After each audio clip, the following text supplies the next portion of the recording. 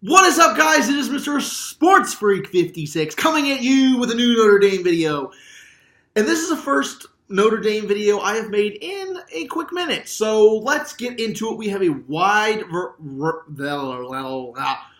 range of topics to talk about today. So let's start out with the recruiting class. So Notre Dame has a top 10 recruiting class, which is absolutely phenomenal. Depending on who you read, whether it be Lindsay, God, I cannot talk today. Lindy's, Athlon, Rivals, USA Today, whatever you go to for your NCAA college football addiction fulfillment, they all have us ranked in different spots, but the vast majority of them have us in the top 10. Some of them have us in the top 5, so that is absolutely fantastic. This looks to be the best recruiting class Brian Kelly has had in his tenure at the University of Notre Dame. So, as usual, an SEC team has the number one recruiting class. That would be Georgia. Georgia just brought in an ungodly amount of amazing recruits that signed their national letter of intent to go to the University of Georgia. But this isn't about Georgia. This is about Notre Dame. So moving back to Notre Dame, like I said, Notre Dame could potentially have the number one recruiting class in Brian Kelly's era, which is phenomenal.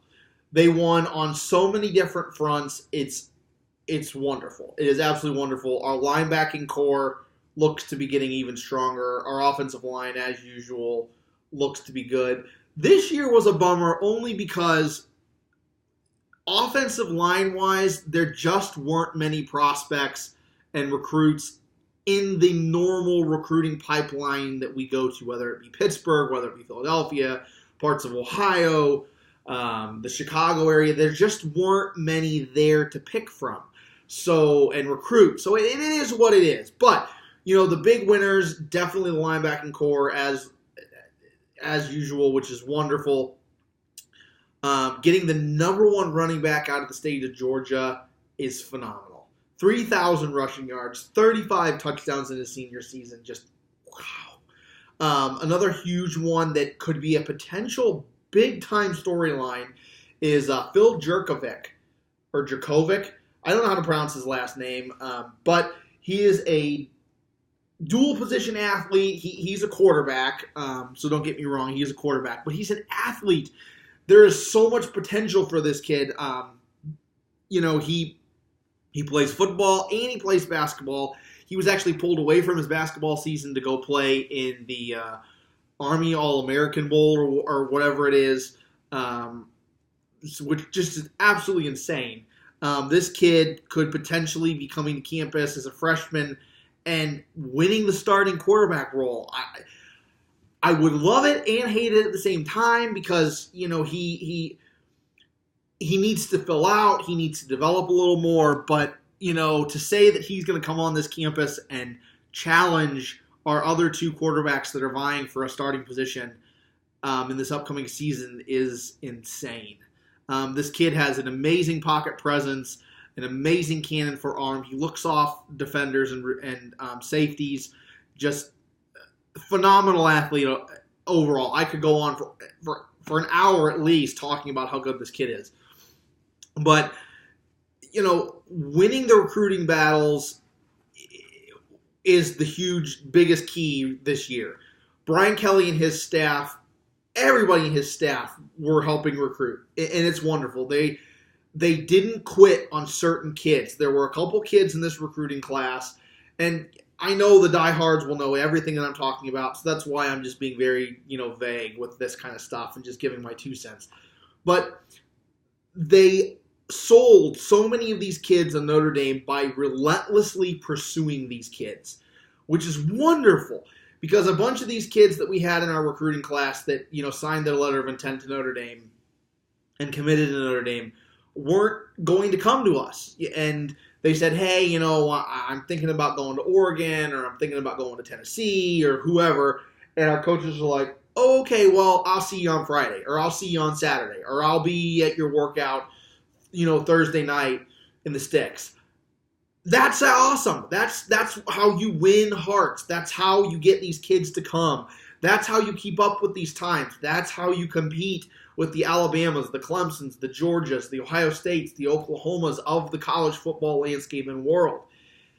So this recruiting class, offensive line, defensive line, linebackers, wide receivers, quarterback, running backs, we did a phenomenal job on all of those. There were a few hits and misses. It happens. There's always going to be a few guys that, decommit at the very last second, or, you think you have them, and then all of a sudden they're saying, hey, I'm going to Southern Cal, or I'm going to Florida State, or whoever.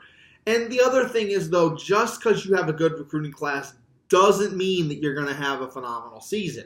I mean, look at Florida State last season.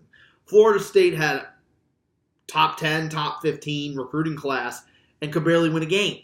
It happens. It happens. So we got to put it all together. But this recruiting class, there's a shift. The wide receivers we got, they are battlers. They are guys that are going to, muscle their way for a reception. And I think that is one of the biggest issues we have coming into this year. There were too many times in this past season when we were against Georgia, when we were against Stanford, when we were against Southern Cal, when we were against Miami, that we just didn't fight enough for the ball. And these receivers that we're bringing in as recruits fight for the ball, and that's something that you have to have. So, only time will tell. We will see. It is what it is, and I'm excited. Moving on to the next topic. As you well know, Notre Dame has made national news once again and has had the 2012-2013 seasons of wins vacated due to academic misconduct at the University of Notre Dame. So this is something that bothers me tremendously on two fronts. I work in education. My wife is a teacher. So I get academic misconduct. I get academic fraud. I understand that it is a terrible, terrible thing and something that, should not fly anywhere, let alone Notre Dame. But Notre Dame, being the good institution that they are, decided that they will report themselves to the NCAA and say, hey, we had 2 or 3 guys that potentially could be committing academic fraud and having an academic misconduct. So they report it to the NCAA, and the NCAA, of course, launches a huge investigation alongside Notre Dame, and they have to figure it out. Notre Dame tries to do the right thing, and in the end, it backfires and screws them royally. The NCAA came down extremely hard after throwing out the appeal that Notre Dame had to vacate their wins in the 2012-2013 season. So it makes me mad. It makes me mad because, and I hate playing the victim card. I say this a lot, but I hate playing the victim card. I hate being a snowflake. But to me, everybody hates Notre Dame. Everybody looks for a reason to say, oh, well, those Catholics are, oh, Notre Dame this and Notre Dame that. That NCAA just drives me nuts because, Notre Dame tries to do the right thing. And don't get me wrong, what happened is bad. I don't agree with it. I don't say that it should happen. I don't encourage it. But Notre Dame tries to do the right thing, and the NCAA says, nah, we're not going to be normal. We're not going to, have, even though you're pleading guilty, we're going to give you a lesser sentence. No, we're not going to do that. We're going to throw the hammer down on you and set an example, which just drives me absolutely crazy. It's in the past. I mean, these kids, it's not like it's current. It's not like it's going on currently. I'm just super disappointed. I'm disappointed in the 2 or 3 guys that were athletes here at Notre Dame that decided to do that.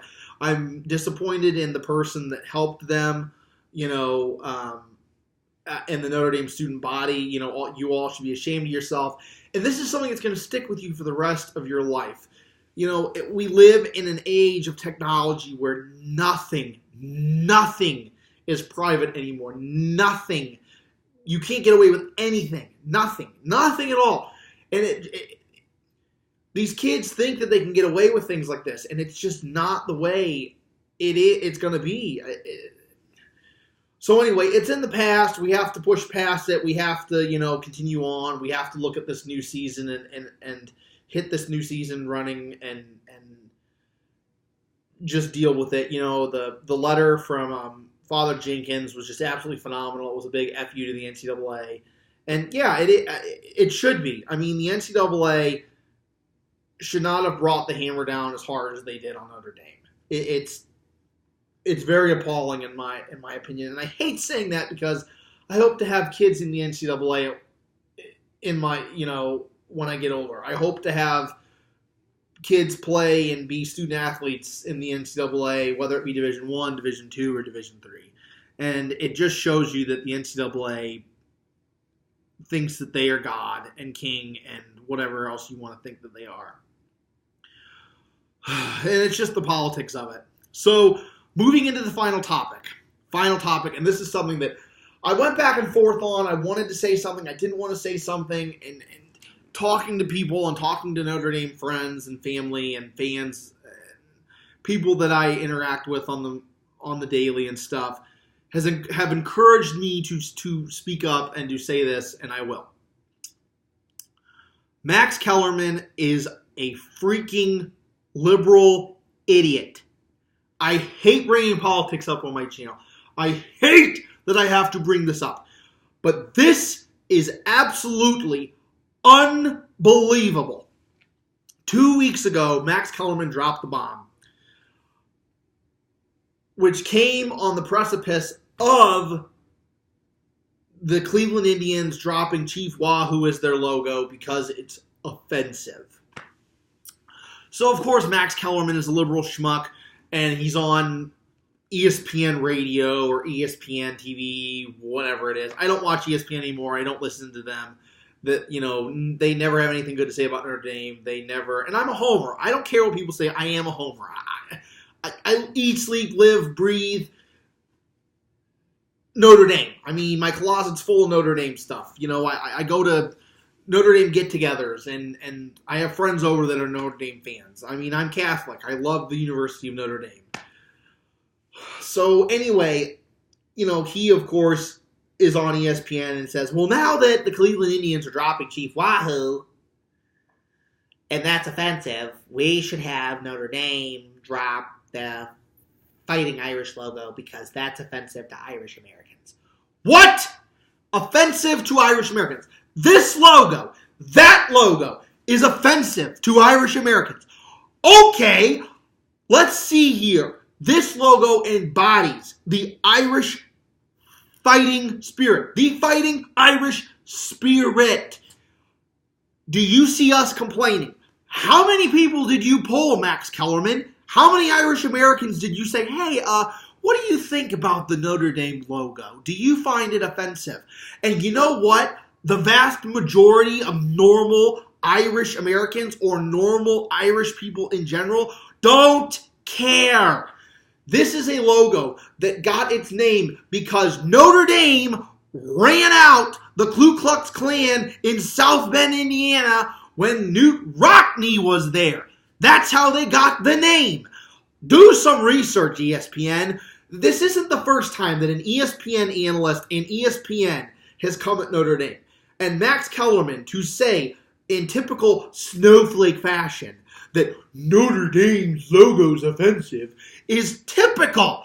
You do not speak for us Irish Americans. I am an Irish American.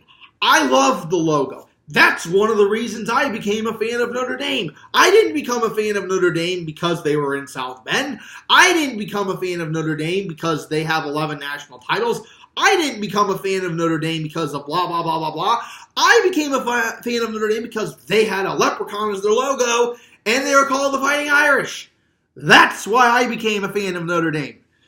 And for you to tell us what we think is absolutely appalling. Appalling. Normal Irish people are not your typical pushovers. We're not going to cry. We were enslaved. We were pushed and knocked down. We were persecuted. Hitler tried to exterminate not only the Jews, but the Catholics. And how many Irish people are Catholic? Whether you be from Northern Ireland or normal Ireland. We are Catholic. We are Irish, and you think that we're going to be offended by this? Excuse me? Absolutely not. Max Kellermen, you are a moron. Moron. Show me a poll where you polled 90% of Irish Americans and asked them what they thought about the Notre Dame logo. And if 90% of them, heck, even if 40% of them said, hey, I think the logo is offensive, then I'll believe you. But it's not going to happen. So fake news as usual, coming from ESPN and Max Kellermen. And, it just drives me nuts. It drives me absolutely freaking insane to say that, the Notre Dame logo is offensive. Deal with it if it's offensive. Lord Almighty, nobody asked you. Who cares? How many people are going to put any stock in this? None. It just shows that you hate Catholics, you hate Notre Dame, and you are the problem, and you need to deal and get yourself a coloring book of some sort and find a safe place, because you know what? Us normal Irish Americans are not like that. So shut up, sit down, and find a better news story to deal with and talk about on your radio program, Max Kellermen. So sorry to end the video on a kind of an ornery, angry, sour note, but that's about it, guys. Thanks for watching. If you like this video, smash that like button down below. And as always, have a great day. God bless, and go Irish!